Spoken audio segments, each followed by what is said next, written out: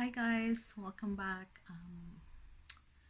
I really don't know how to start this video, and I just hope I don't cry as I go through it, and I don't know how long it will be either. If it's like too long when I start editing it, I might like cut it into two parts. I don't know, we'll see. So let's start.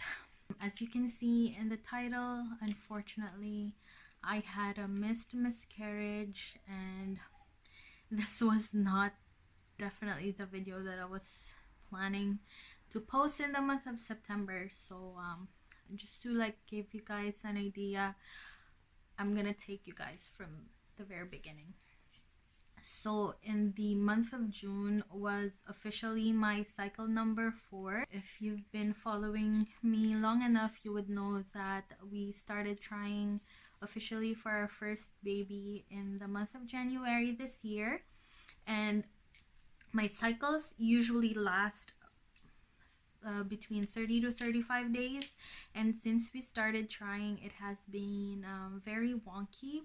So my first cycle lasted 41 days if I'm not mistaken, so I basically skipped February.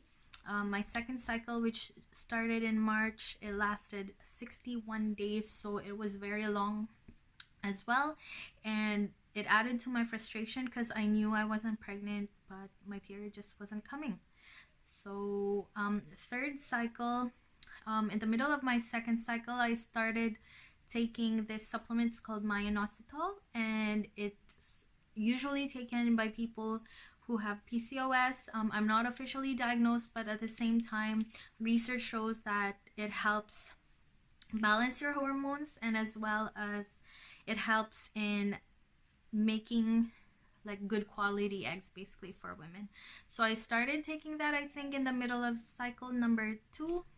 So by cycle number 3, when it started, I believe in the month of May, my cycle lasted 27 days, which is very rare for me. So I really think that the minoxidil helped in some way. And so cycle number 4 started in June, and I fell pregnant that cycle. So it sucks because I started creating and editing videos, and I was like, I'm gonna wait until I reach 13 weeks or 12 weeks, which was supposed to be this week, and I was planning to post everything slowly, starting today at least.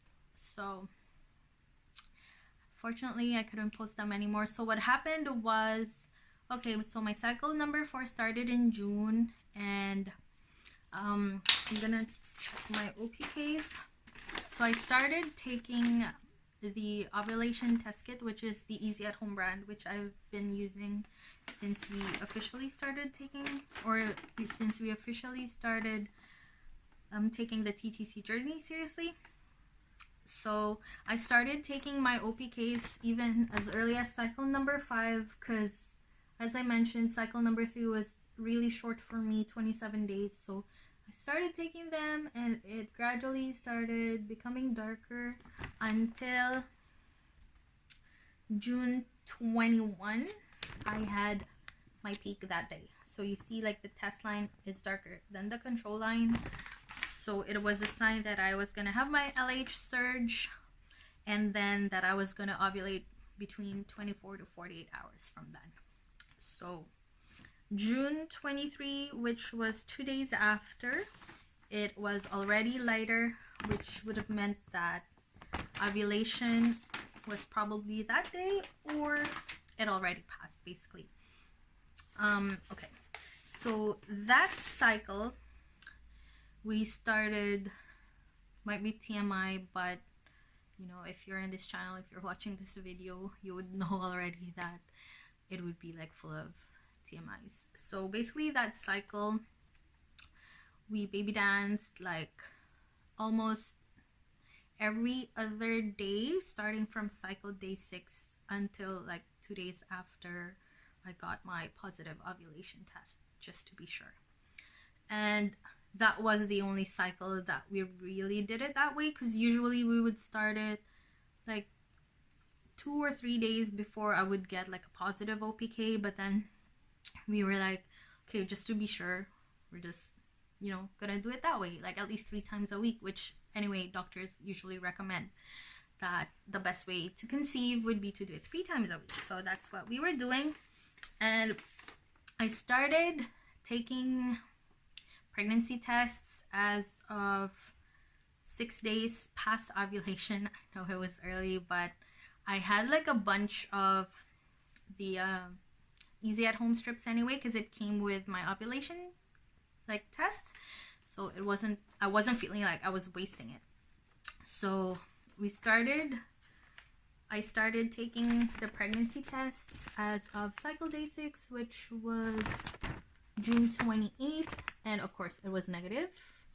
And then slowly I got like the positive lines. So I officially got my positive, or my BFP, on July 2nd, 2019. I was 10 DPO then, and the funny thing was I didn't use the strips that morning first.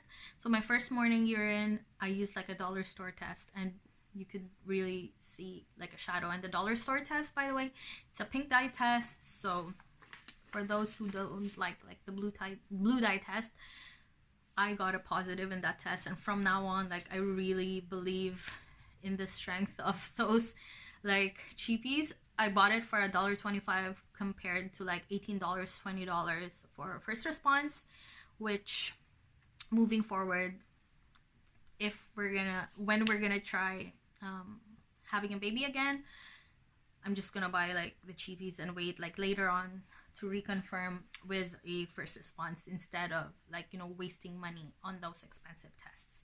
Because if you're pregnant, no matter what test you use, you're gonna get a positive. It doesn't matter what test you use, it's gonna be positive as long as you have enough hormones anyway.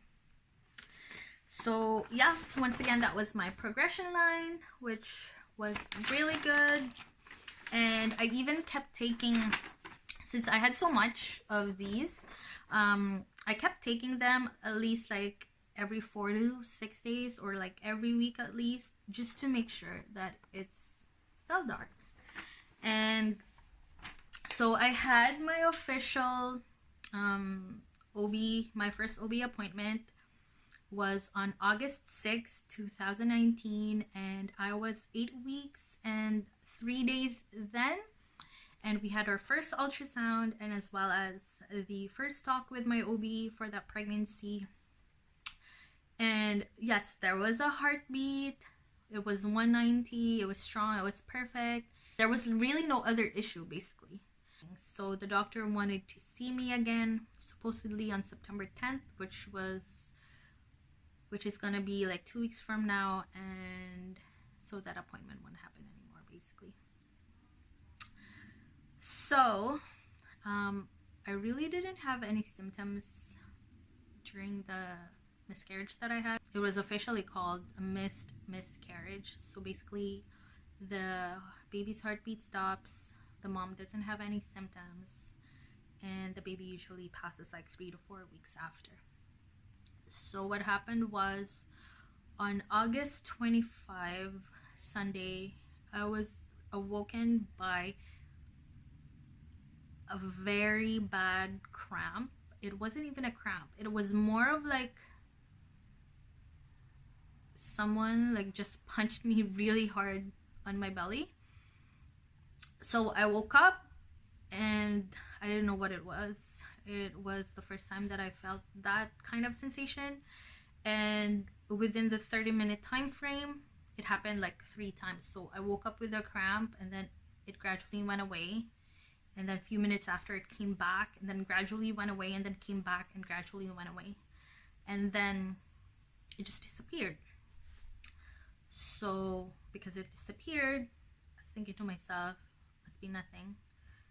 But it was apparently one of those signs already that yes, the baby was gone already. And so, as I said, I disregarded that, and Monday, August 26th, I had brown and pink spotting like throughout the day. It wasn't like continuous. It was only when I would wipe. So I called Info Santé, which is like a nursing hotline here in Montreal, or in Quebec, I think. And of course they wouldn't be so sure like what's going on because they aren't physically seeing me. I was just like basically telling them my symptoms, and the nurse suggested for me to go to the ER. So that night we went to the ER, and you know how it is in the ER in the West. So I was triaged like within 15 minutes that we came, and I kept saying sorry to the nurse because I was already panicking, and I was like telling my symptoms, and I told him like I'm afraid like I'm having a miscarriage. But then the nurse told me like tonight, like usually in the evenings we don't have ultrasounds, so if the doctor would be able to see you today, they might ask you to come back anyway the next day. So we still tried to wait. We were there in the ER for almost like 7 hours that night. And then my husband and I were so hungry. We didn't have dinner because after he came home, we just went straight away. We had a banana, and that was it. So we decided to go home, and I told him I'm just gonna go try my family doctor the next day, because my family doctor's clinic, they have like a system of you being able to book like an emergency appointment for the next day. So I was able to get one at like 10:20 a.m. So the next day I went there, and my family doctor wasn't there, but there was another doctor. Oh my god, I'm so thankful for him. So he was also worried about my symptoms, and in their clinic they have like a private lab, so he asked me to do a beta HCG test that day, and he also wrote me like an urgent like ultrasound, like he really wrote like today. So in that same clinic, unfortunately the ultrasound technician wouldn't do, I don't know why, an ultrasound for women below 12 weeks. I tried calling other ultrasound clinics or ultrasound places. They wouldn't do it below 12 weeks. So I decided, you know what, I'm just gonna push my luck, because I know my OB's office is always so busy and fully booked. But I went there anyway, and I told the secretary like what happened, and that I showed her my requisition for an urgent ultrasound, and she's like, you know what, we have a vacancy at 1:30. I'm like, thank you so much, you're like a savior, because I couldn't find any other place to do the ultrasound that day. So yeah, so when it was my turn for the ultrasound, I already knew.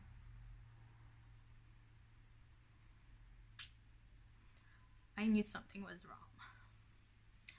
So sorry.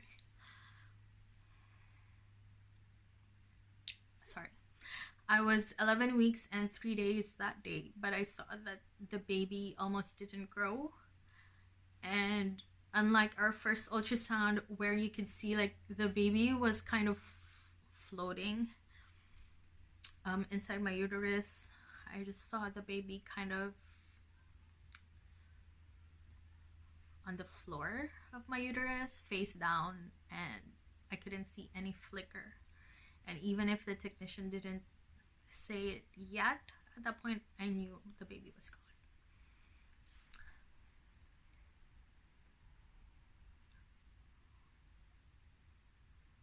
So yeah, she measured the crown to rump length, I think that's called, and the baby's size was 8 weeks and 5 days.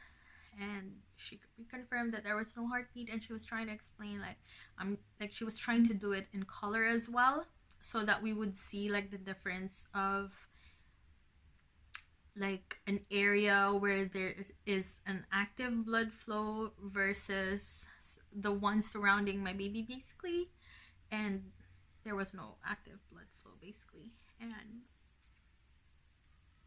that's when, yeah, so she confirmed that the baby was gone since 8 weeks and 5 days, which was funny because 3 days prior to that, we had our first ultrasound and everything was perfect. So she told me to wait in the room because she was gonna arrange like a separate room for me to like just try to process everything that's happening, and that my OB was there at the same day. So she told me that my OB was gonna talk to me as well. So they put me in a separate room, and when I was still at the ultrasound tech's office, I wasn't crying because I feel like I was still like in shock at that time. But when they put me in the separate room, that's just when I started like really crying because it started to sink in. So my OB came and he had explained to me what happened. So he told me that I had a miscarriage, and it usually happens because mostly of chromosomal defect, and he reassured me that it had nothing to do with what I was doing or if I ate something. He said sometimes in the process of, you know, conception, like it could be that the chromosomes were too much or too little. The baby still tries to develop like at a certain point until the body recognizes that the baby wouldn't be able to survive. So the mom's body just like stops nourishing the baby until the baby like basically like stops living, or like until the heartbeat stops. So that's what he told me, and he reassured me that we still have a good chance of getting pregnant at all, and how it happens like 20 to 30% of the time before 12 weeks. And yeah, and then after, since the baby was and everything else was still inside of me, he gave me options on what to do. So first is to take a medication called Cytotec or misoprostol, which would help my uterus contract to release like my uterine contents, or if I wanted to do a surgery right away, which is called a dilation or dilatation and curettage. And I told him I wanted to try with a medication first because I didn't want to undergo surgery, and he told me that that's what he wanted as well for me to do, because DNC requires general anesthesia, and one of the possible side effects would also be uterine scarring, and that would make me, or that would cause me to have a more difficulty in getting pregnant after. So I chose the medication. He gave me, or he prescribed me like 8 pills in total of 200 micrograms each.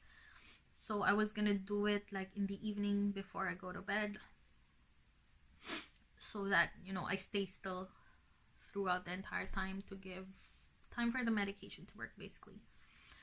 And he also gave me naproxen, which is the stronger strength. I think it was 500 milligrams for the pain.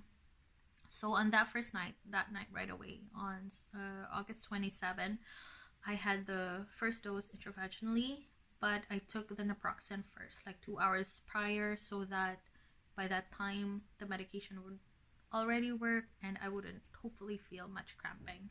So I didn't feel much cramping, but what happened was, I'm not sure, but I felt like it interacted in a way with the misoprostol, because I only basically had one big clot that came out, and then that was it. So for the second night, I decided not to take the naproxen and just like go through all the pain, whatever, and just do the misoprostol. So the second night,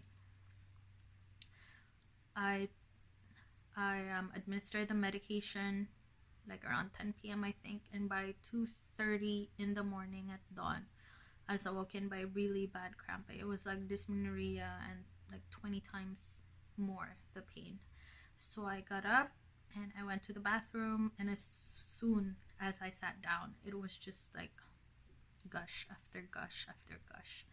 I didn't even have the chance to like see potentially where the baby would be or where the baby is, because it was just like coming out of me like really fast. So I was in the bathroom for like almost an hour until I think I saw the last one that came out. I'm pretty sure it was the developing placenta, because it was the only one that I could see that was almost perfectly formed, and it looked dense, and it didn't look like a big clot. It looked like, I don't know, it looked like it had a purpose, kind of. I don't know if that makes sense, but I said that to my OB as well when I saw him on Friday, and that he agreed that that could have been the placenta. So on Friday I went back to my OB to be checked one more time. So I had a transvaginal ultrasound to see if everything came out, and thankfully it did, because if not, then I would have been scheduled for like an emergency surgery, which I didn't want. So he checked and he said everything was out. My lining was less than 1 cm, which is a good sign, and that I only had a bit of bleeding on my cervical area. I'm kind of scared because I really like pushed up the medication all the way up, and I hope I didn't cause that bleeding in my cervix. But today I still have bleeding, and that was like 2 days ago since Friday, but it's lighter. And yeah, so yeah, my OB told me that he would really like for us to try again as soon as in a month, because he said like research shows that within 3 months post miscarriage there's like 76% or 80% chance that a woman can get pregnant again. So yeah, we'll see. I'm just really waiting at least 2 weeks. Hopefully I'm gonna get my regular period by then, but he said that I won't get my first period post miscarriage until HCG drops at least by 5 or hopefully by 0. Then I'm gonna get my period, and then we'll see after that. So yeah, that was what happened, and I really wasn't hoping this was the video that I was gonna post, because I've been filming videos from the moment we found out to the things that we started buying, and when I told my parents, and now I can't even post any of those because it was just be so heartbreaking. I even deleted them because I just couldn't take like watching or seeing it again. And yeah, so I told my husband that if we ever get pregnant again, I think if it's possible for me not to have an ultrasound until like 12 weeks, 13 weeks, I'd rather wait, because at the moment when I hear the word ultrasound, that mental image, you know, me seeing the baby like just lifeless, like it looked like it was sleeping just to never wake up again, it just keeps repeating in my head, and I don't think I'm ready basically to have like another ultrasound if ever we get pregnant with our rainbow baby. But we'll see. So sorry if this wasn't the update that you would hopefully wanted to watch after the 3 months that I haven't posted anything. I think it's almost 3 months that I haven't posted anything, but yeah, and it sucks, but you know, it is what it is. I'm just thankful that my body made the decision by itself and didn't basically leave it up to me, you know what I mean? Like, what if the baby developed until like, let's say 20 weeks, and then they say, oh, you know what, there's something wrong, like you have the option to terminate or keep. That would be like even more heartbreaking. At least this way it was my body who decided not to kind of nourish the baby because there was something wrong. and it knew that the baby wouldn't survive. So yeah, I don't know when my next update would be, but I thank you guys for being there. Shout out to Amber of the Fields fam. She was always asking me how I'm doing. Also Sia, thank you so much. I haven't told you yet, but when I was pregnant, we were basically like talking all the time on Instagram. So just want to thank everyone for their concern, and hopefully we give you a good update next time I see you guys. Thank you so much. Take care. Bye.